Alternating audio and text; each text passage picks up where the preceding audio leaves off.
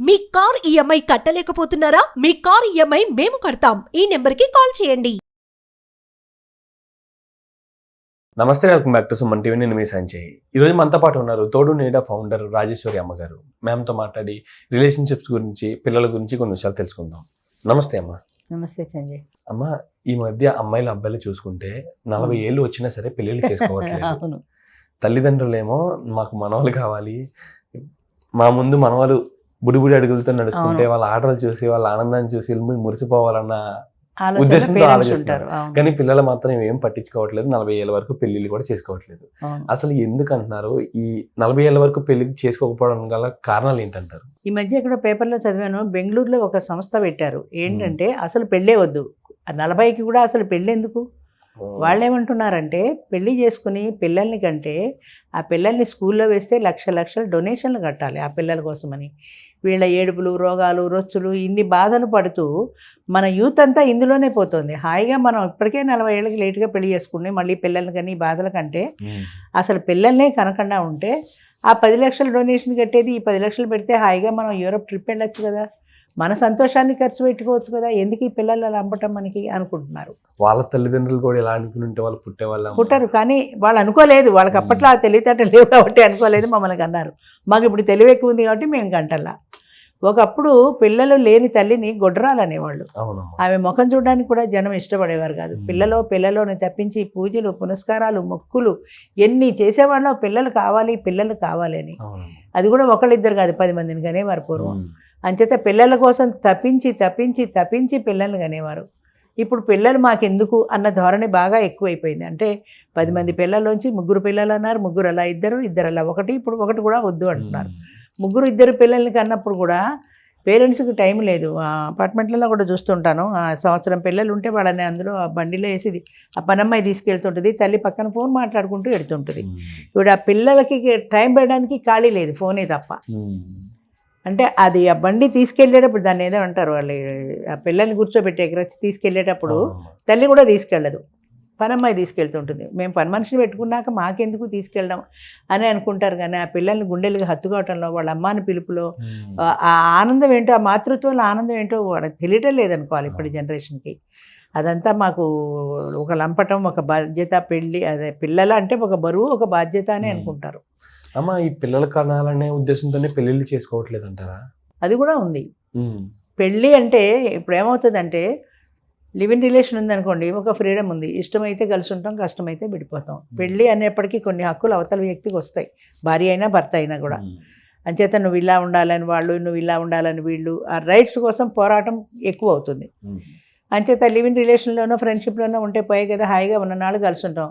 ఇప్పుడు గర్ల్ ఫ్రెండ్తో ఒక సినిమాకి వెళ్ళొచ్చారనుకోండి, ఏదో తింటారు, తాగుతారు, సినిమా చూస్తారు, అయిపోయింది, అక్కడితో అయిపోయింది.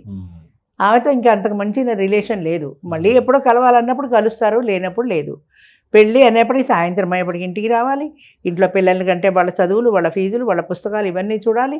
లేదా పెళ్ళాన్ని లేటుగా వస్తే నువ్వెందుకు లేటుగా వచ్చావు అనడానికి మొగుడికి రైట్ లేదు, నువ్వెవరికి నన్ను అనడానికి అని ఆవిడ ఉంటుంది. అంత మాత్రం అడిగే హక్కు లేదు. ఆయన ఏంటంటే అక్కడి నుంచి ఇద్దరు కొట్టుకుంటారు, డైవర్స్కి వెళ్ళిపోతారు.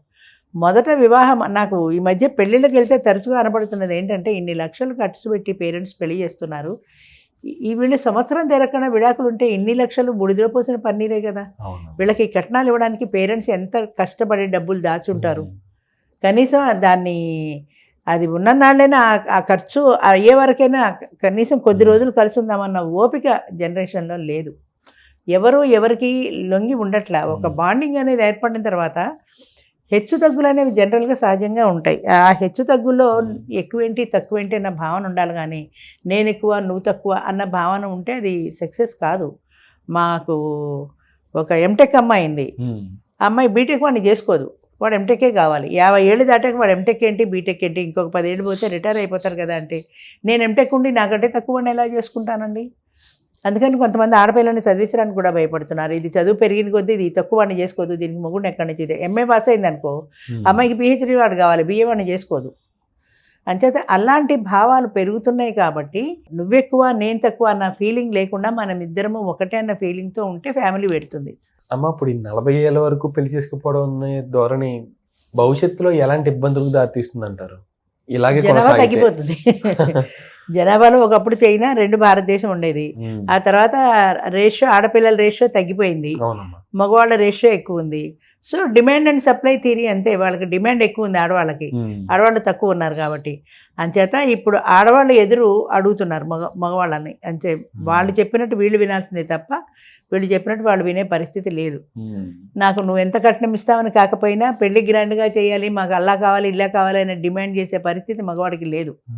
అవన్నీ చేస్తే పెళ్లి చేసుకోవద్దు, పెళ్లి చేసుకోకపోతే పెళ్ళాం దొరకదు, పెళ్ళాం దొరకకపోతే లైఫ్లో ఒక మనిషికి తోడు లేకుండా జీవించడం కష్టం. అంచేత పెళ్లి కావాలి, పెళ్లి కావాలంటే ఆవిడ డిమాండ్స్కి వీళ్ళు యాక్సెప్ట్ చేయాలి, అవన్నీ ఉంటేనే పెళ్ళి అవుతుంది.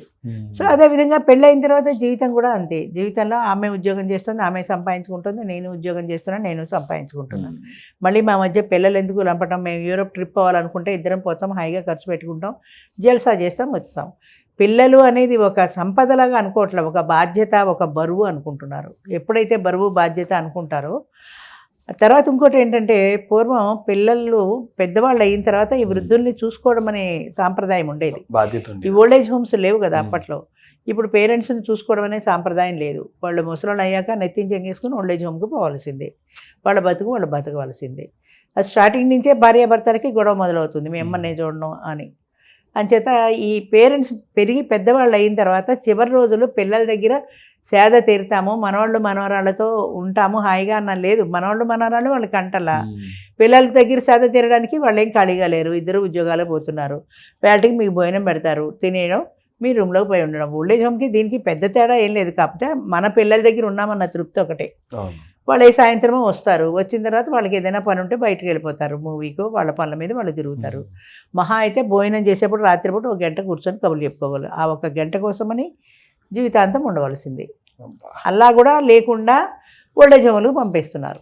ముఖ్యంగా ఏం చెప్తారమ్మా? ఇప్పుడు పెళ్ళి ఎందుకులే చేసుకుందాము, తొందర ఏముందరే అనుకున్న ప్రతి ఒక్కరికి మీరు ఏం చెప్తారు? తొందర ఏముంది అనేది అది మనుషుల ఆలోచన విధానాన్ని బట్టి ఉంటుందండి. ఆలోచనలు సవ్యమైన సరైన పద్ధతిలో వెళ్ళటలేదు ఎవరికి. అంటే పెళ్ళెందుకు, పిల్లలు ఎందుకు అన్నవాడు, అసలు మనం ఎందుకు పుట్టాం? ఏదో వాళ్ళకి అన్నారు కాబట్టి. ఇప్పుడు కొత్త ప్రశ్న చాలామంది అడుగుతున్నారు పేరెంట్స్ని, గొడవ వస్తే నన్ను ఎందుకు కొన్నావు నువ్వు, నన్ను ఎవరు కనమన్నాడు, నిన్ను నా పర్మిషన్ అడిగి కన్నావా అన్న ప్రశ్న చాలా చోట్ల వింటున్నాను నేను. అదే ప్రశ్న తిరిగి తల్లిదండ్రులు ఇట్లా మా అబ్బాయి ఇలా అన్నాడని ఏడవడం తప్ప, అసలు నువ్వు ఎందుకు పుట్టావు, నా పర్మిషన్ అడిగి పుట్టావా నువ్వు, నేను ఎందుకు నేను 9 నెలలు మోసాను, నా పర్మిషన్ లేకుండా నా కడుపులో నువ్వెందుకు పడ్డావు అని తిరిగి ప్రశ్న అడిగే స్థాయి తల్లిదండ్రులకి లేదు. అంచేత వాళ్ళే తిరిగి అడుగుతుంటే వీళ్ళు జవాబు చెప్పలేక తలదించుకోవాల్సి వస్తుంది. అంచేత పెళ్ళి అనేది ఒక శాశ్వతమైన బంధం. అది పెళ్ళి లేదు, ఓకే అగ్రీడ్, పెళ్లి చేసుకోవద్దు, జీవితాంతం బ్రహ్మచారిగానే ఉండు. కానీ ఉంటున్నావా, ఒక ఆడతోడు కోసం పరిగెడుతున్నావు కదా, లివింగ్ రిలేషన్, గర్ల్ ఫ్రెండ్ ఏదో ఒకటి నీకు ఉంటుంది. అది లేకుండా అస్ఖలిత బ్రహ్మచారులు ఎంతమంది ఉన్నారు చెప్పండి ఈ లోకంలో? ఒక భారతదేశంలో కాదు, అసలు ప్రపంచంలో లేరు. అంటే మనిషి కావాలి నీకు, బంధం లేని మనిషి కావాలి. నీ అవసరాలకి నీ జలసాలు తీర్చుకోవడానికి మాత్రమే మనిషి కావాలి. కానీ ఈ బంధం అనే చట్రంలో బిగుసుకోదలుచుకోవాలి. ప్రతి వ్యక్తికి ఫ్రీడమ్ కావాలి. నా స్వేచ్ఛ, నా ఇల్లు, నా సంపద, నా ఇష్టం తప్ప ఇంకొక మనిషి ఇష్టంతో సంబంధం లేదు. అదే పెళ్లి చేసుకుంటే 2ంటికి భోజనం అంటే నువ్వు 1 గంటకి భోజనం చేద్దాం అంటుంది, నేను 2ంటికి తింటా అంటాడు, కొట్టు చావాలి ఇద్దరు. అదే గర్ల్ ఫ్రెండ్ అనుకోండి, 1 గంట అయినా 2 ఆ పూటకి భోజనం వెళ్ళిపోతుంది కాబట్టి ఆవిడ యాక్సెప్ట్ చేస్తుంది, ఆవిడ కోసం ఈయన 1 గంటకే తింటాడు. అంచేత చిన్న చిన్న విషయాల దగ్గర నుంచి సర్దుబాటు అనేది జీవితంలో లైఫ్లో లేదండి. యంగ్ జనరేషన్లో పెద్దవాళ్ళకు కూడా లేదు చాలామందికి. అంచేత కాలంలో వస్తున్న మార్పు ఏంటంటే మనము అన్న భావన పోయింది. మనము, మన ఇల్లు, మన సంసారం, మన పిల్లలు అన్న భావన పోయి నేను, నా ఇల్లు, నా సంపాదన, నా ఇష్టం అన్న భావన ఎప్పుడైతే వచ్చిందో, నేను అనుకోవడంలో స్వార్థమే కదా ఉంది. ఆ స్వార్థంతో పాటే ఇవన్నీ వచ్చేసాయి. నేను మాత్రమే ఉండాలి, నేను మాత్రమే సంతోషించాలి, నేను మాత్రమే హాయిగా ఉండాలి అన్న భావన పెరిగిన నాళ్ళు కూడా ఇది ఇలాగే పోతుంది కొన్నాళ్ళు. కానీ ఏదో ఒక రోజున తప్పనిసరిగా వెనక్కి వస్తుంది. ఇప్పుడు ఫ్యాషన్ చూడండి, పొడుగు చేతులు పొట్టి చేతులు ఇలా మారుతూ వచ్చిందో, అలాగే ఇందులో ఏదో ఒక నష్టం వస్తుంది. నష్టం వస్తే మళ్ళీ వెనక్కి వస్తారు, ఖచ్చితంగా వెనక్కి రావాల్సిందే. దానికి వేరే మార్గం కూడా లేదు. థ్యాంక్ యూ అమ్మా, thank you very much. Thank you.